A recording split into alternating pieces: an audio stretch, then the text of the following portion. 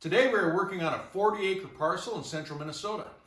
We will be using our time-tested strategy. Hookers and blow. Now, we need bedding, access, and the feed formula. Bedding, access, and feed. Knowing where the deer bed is always step numero uno. I think you wet the bed till you were like 9 years old. I don't even know if we're going to be able to send you to school or not. We thought we were going to have to homeschool you. But he's right, you have to know where they bed. If you don't know where they bed, you cannot have a legitimate bed to feed to bed, or rut strategy. It's all wrapped around where those deer prefer. You heard it here, folks. Okay, when we talk about bedding, all things being equal, which they never are, topography will dictate where the deer bed. Now, on this particular property, there's an old gravel vein that runs diagonally southwest and northeast through the property that provides that elevation that the deer like to use. And the way they use that topography is they want to set up on the leeward side of the hill, so it changes with wind direction, and they want to set up so they can smell what they can't see, and they can see what they can't smell. Better sniff your fingers after digging in there.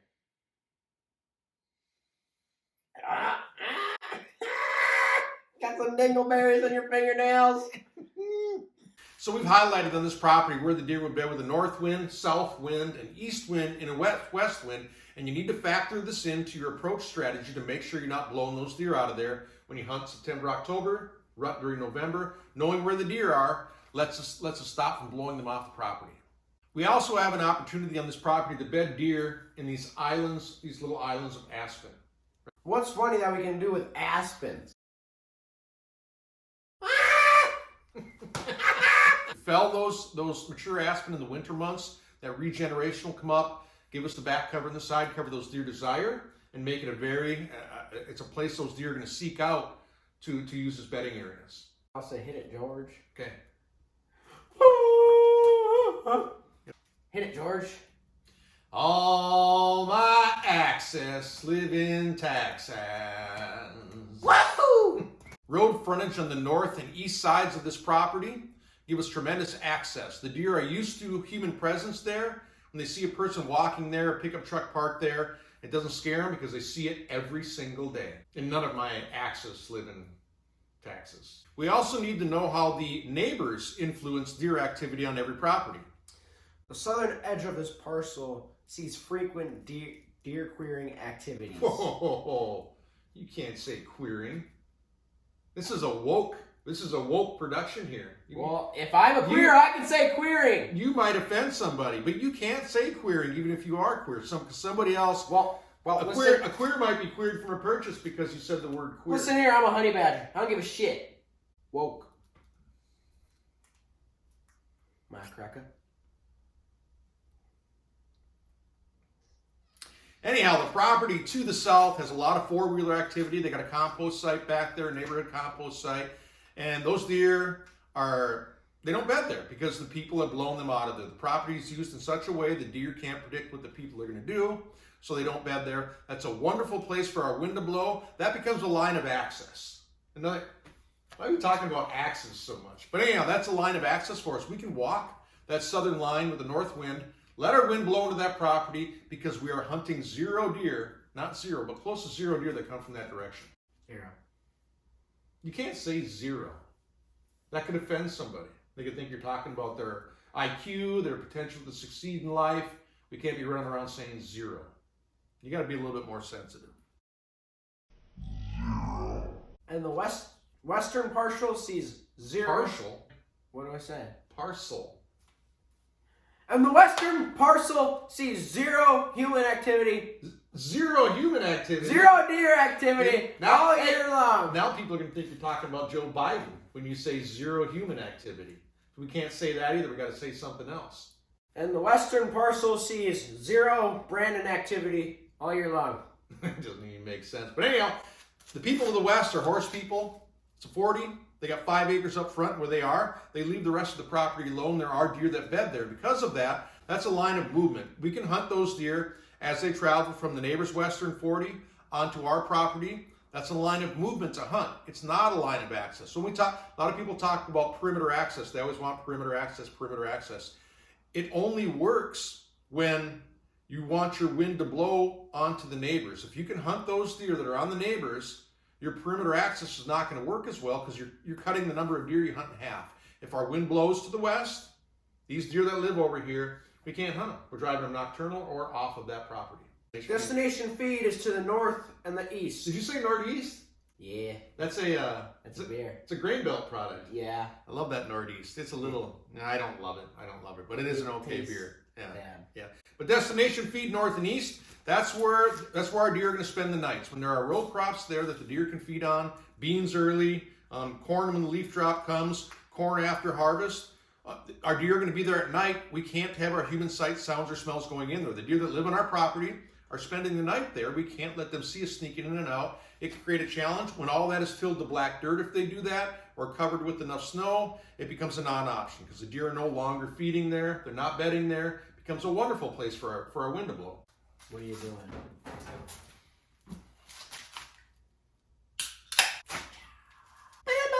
All right, only when we've dissected where the deer bed, where our access is from, and where they feed at night, can we put together a plan to move through the property without spooking the deer. If we don't know where they bed, and they don't know where they feed, and we're using poor access, what we're going to do is we're going to educate the deer to our presence. They either go nocturnal, or they leave and go live on the neighbors. So we have these factors dialed in this property, and that allows us to start putting our plan together for improvements. All right, so this one is very simple to figure out. We're going to come in from the north, 20 yards. We're going to come in from the east, 20 yards. That's where we're going to put our food. Putting a food plot there makes us a part of the deer's day. The deer bed towards the center of the property and towards the west and south lines. They're heading to the north and the east. We need to get there. Putting that food there allows them to have a safe place to feed until they head to those wide open row crops at night. Oh, good grief. Now that we've figured out how to hunt these deer, bed to feed, feed to bed in September and October, what we're doing is we're letting those doe groups set up on our property and feel safe living there. They're going to take that first decent cover, and the decent cover has to be void of human intrusion. So by not going into their bedroom, hunting them on the food sources and being part of their day where we can hunt them and we're not disturbing them, we set ourselves up for the November rut. If we know where the does are at on our property, now we have a reason for the bucks to come visit our property. Why are the bucks visiting our property? Because they want to get little Dolly the doe in their bedroom. Yes, they do. Yeah, they do. Bucks are like regular men, and what they do in November gets them in a lot of trouble because they think with their little head instead of their big head. You're offending people. How? Maybe some deer are gay too.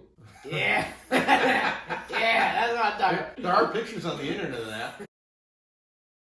Anyhow, doesn't matter if you got doe groups or if you have bucks in your neighborhood that don't like females, maybe they like other bucks. We could have, well then those other bucks can use those doe bedding areas, trying to get downwind instead of sniffing the pooter, they're sniffing the peter. And you see, I don't agree with that because I can't go into girls' bathrooms. How come these bucks who wants to be does can go in the girls' bedrooms? Law of the jungle, I guess. I don't know. Well, that's just the failing of the school system. You should be able to go in the girls' bathroom. You should be able to be like the mature buck and go tour the ladies' room anytime you want. What the hell were we talking about? Rut stands? Rut stands, yes. If we know where the does are bedded on our property, November is the time we go visit those areas because that is the draw. September, October is food. December is food. November is the does. We don't have to go where they bed in September, October, December. We have to be in that line of movement where they feed without disturbing those deer. But during November, now's when we have to go in and take our chance. We have to go in. These are higher impact stands typically to get in there. Some properties they aren't. This property here, we've picked the best 4 stands we could select to try to get downwind of an area a buck is going to visit with different wind directions. So we get in there, if we blow the does out, the bucks don't know that. They're still going to come do that circuit and check these areas. Really? Really? What's up, queer? All right, we're on the air with Shauna Vessel from White Bear Lake Township. Shauna has an archery question for us. Go ahead, Shauna. What preferred axle to axle bow do you prefer for blind hunting? Hey, why don't you call back when you have a serious question for our program? This is a pretty serious program around here, and we're not going to talk about shooting blind people. That's just ridiculous. Who the hell hunts blind things? Are you hunting like moles and night crawlers, or that's not even an archery activity? You coming in? I ain't coming inside you. Now, if you can execute the steps we did on your parcel, you're going to have a working plan for your property. Starts with bedding, figure out where they're feeding at night, Figure out your access. That's going to dictate how you can move through the property. Figure out where you can't move through the property. Now you're in the chips because you're not blowing your property up. So it's, a lot of times it's more about what you can't do versus what you can do, homeboy. If you need our help, $199, we'll put together one of these plans for your property, guaranteed to move the needle on your hunting. You got a needle. You got a needle.